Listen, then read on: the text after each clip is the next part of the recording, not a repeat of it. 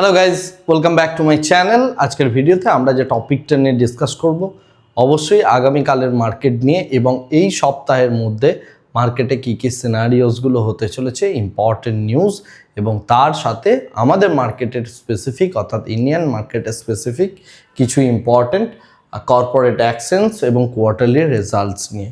তো প্রথম কথা হচ্ছে ইউএস এবং ইরানের মধ্যে যে টেনশন বা যে যুদ্ধ আমরা কন্টিনিউয়াসলি দেখেছি স্ট্রেট অফ হরমুজকে কেন্দ্র করে, তো সেই ক্ষেত্রে ইরানের 140খানা ইরানিয়ান সাইটের ওপর ইউএসএ হিউজ লেভেলের আক্রমণ করেছে এবং সেই কারণে ইরান পুরোপুরিভাবে স্ট্রেট অফ হরমুজকে আবার বন্ধ করে দিয়েছে, অর্থাৎ আবার সেই একই রকম চর্বিত চর্বণ যেটা বিগত কয়েকটা মাস ধরে আমরা দেখে আসছি, সেম জিনিসটাই আবার প্লে করা হচ্ছে। তো দেখা যাক এই গল্পটা কীরকম চলে এবং এর জন্য মার্কেট অলরেডি এই বিষয়টাকে দীর্ঘদিন ধরে ফ্যাক্টর করেছে। এখন ক্রুড অয়েল প্রাইস যদি বাড়ে তাহলে কিভাবে প্লে করতে হবে সেটা নিয়ে আমি প্রচুর ভিডিওতে বলেছি, সেম জিনিসটাই আমরা এখানে আবার দেখতে পেতে পারি। দ্বিতীয়ত যে বিষয়টা ইম্পর্টেন্ট, ইন্ডিয়ান মার্কেটের জন্য এই সপ্তাহের মধ্যে কিছু আইপিওস আসতে চলেছে। এর মধ্যে সব থেকে অন্যতম আইপিও হচ্ছে SBI fund management limited IPO, এবং এই আইপিওটা রীতিমতো একটা বেশ বড় আইপিও, অর্থাৎ 11,600 কোটি টাকার মতো আইপিও, একটা বেশ বড়।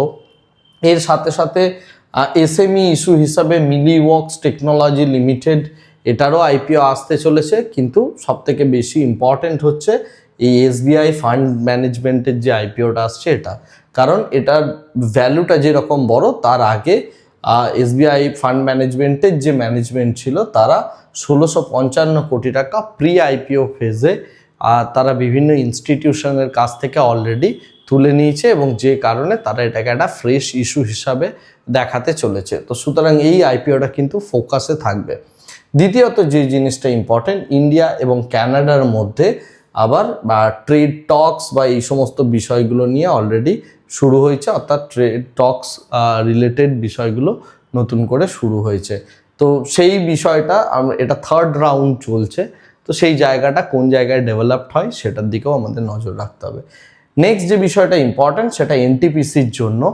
এনটিপিসি অলরেডি অ্যাপ্রুভ করেছে 20,457 কোটি টাকার মতো লারা থার্মাল প্রজেক্টের জন্য, এবং এই লারা থার্মাল প্রজেক্ট যেটা হতে চলেছে সেটা আপাতত আমরা যেটা দেখতে পাচ্ছি এটা 800 মেগাওয়াট ইউনিটসের একটা বেশ বড় রকমের থার্মাল ইউনিট এটা হতে চলেছে। তো সেই কারণে এনটিপিসি মধ্যে একটা পজিটিভনেস থাকার চান্সেস রয়েছে।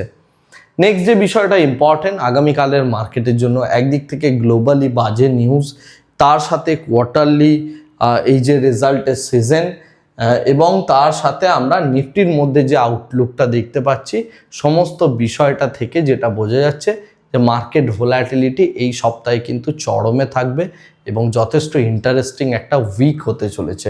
তার কারণ আমরা নিচের দিকে ভালো রকমের পুট রাইটিং দেখছি, উপরের দিকে কল রাইটিং 24,300 এবং 24,500, অর্থাৎ দুটো বড় বড় কল রাইটিং আমরা উপরের দিকে দেখতে পাচ্ছি, কিন্তু নিচের দিকেও ডাউনসাইড রিস্ক মোটামুটিভাবে আমরা দেখতে পাচ্ছি ক্যাপ রয়েছে। সুতরাং আগামীকালের মার্কেটের জন্য 24,200 স্ট্রাইক প্রাইসটা কিন্তু আমাদের কাছে ইম্পর্টেন্ট। তার কারণ এখানে 50-50 পজিশনস রয়েছে। মার্কেট যদি আপসাইডের দিকে যায় তখন আমাদের দেখতে হবে 24,300-র মধ্যে পুট রাইটিং বাড়ছে কিনা এবং কল রাইটাররা ওয়াইন্ড আপ হচ্ছে কিনা। কিন্তু গ্লোবাল মার্কেট যে ইন্ডিকেশনটা দিচ্ছে তাতে করে মার্কেট ডাউনসাইড যাওয়ার কথা, আর আমাদের নিফটির দিক থেকে দেখতে গেলে ডাউনসাইড কিন্তু ক্যাপ রয়েছে। সুতরাং এই জায়গাতে একটা ডাইলেমা আসবে, বুল বিয়ার্সের মধ্যে প্রচণ্ড হেভি লেভেলের একটা ফাইট হওয়ার চান্সেস আমরা এখানে দেখতে পাচ্ছি। তো সুতরাং মার্কেট যদি খুব ডাউনে খোলে কোনো কারণে আগামীকালের নিউজের রেসপেক্টে, অর্থাৎ প্রি ওপেনের পর মার্কেট ওপেনিংটা যদি নিচের দিকে হয় তাহলে মার্কেটের একটু উপরের দিকে ইনিশিয়ালি আসা উচিত এবং তারপর ডাউনসাইড যাওয়া উচিত। তো এই টাইপের একটা ট্রেডের আমরা প্ল্যান করতে পারি।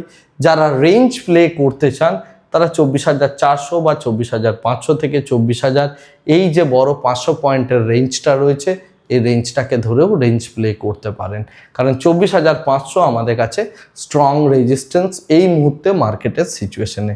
তো এইটা হচ্ছে নিফটির ওপেন ইন্টারেস্ট পার্সপেক্টিভ থেকে।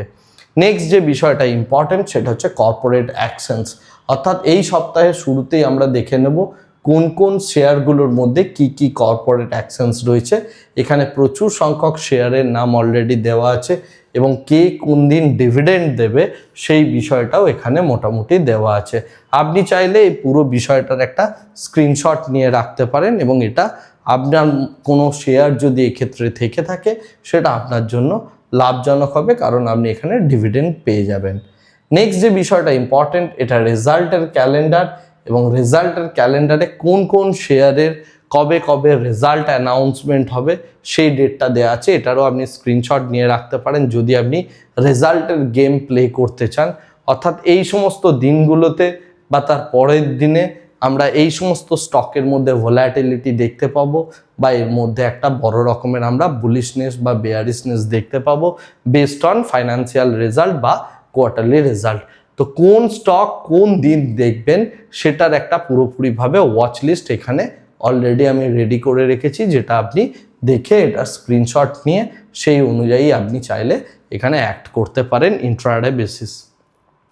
নেক্সট যে বিষয়টা ইম্পর্টেন্ট, এই সপ্তাহের জন্য ইকোনমির রেসপেক্টে যে ডেটাগুলো আসতে চলেছে, প্রথম হচ্ছে সোমবার দিনে আমাদের ইন্ডিয়ার ইনফ্লেশন রেট আসতে চলেছে ইয়ার অন ইয়ার এবং মান্থ অন মান্থ কী হচ্ছে সেটার একটা ভিউ আমরা এখানে পাবো।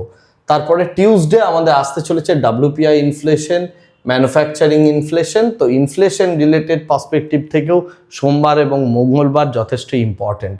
আর থার্ডলি যেটা আমরা দেখতে পাচ্ছি সেটা হচ্ছে মঙ্গলবার দিন ইউএসের ইনফ্লেশন রেট অর্থাৎ CPI সেটাও আসতে চলেছে। আর বুধবার দিন আমাদের ইন্ডিয়ার রেসপেক্টে প্যাসেঞ্জার ভেহিকেল সেল এবং ইম্পোর্ট এবং এক্সপোর্টের যে ডেটা সেটাও আসতে চলেছে। সুতরাং ডেটার পার্সপেক্টিভ থেকে বা ইকোনমিক প্যারামিটারের পার্সপেক্টিভ থেকেও উইকটা যেমন ইম্পর্টেন্ট, আমরা দেখতে পাচ্ছি কর্পোরেট অ্যাকশনও রয়েছে, তার সাথে গ্লোবাল ভোলাটিলিটি এবং তার সাথে IPO উইক, আর last but not the least আমরা দেখতে পাচ্ছি কোয়ার্টারলি রেজাল্ট হিউজ সংখ্যক শেয়ারের মধ্যে। তো সমস্ত কিছু মিলে এই সপ্তাহটা কিন্তু একটা ধামাকাদার সপ্তাহ হতে চলেছে।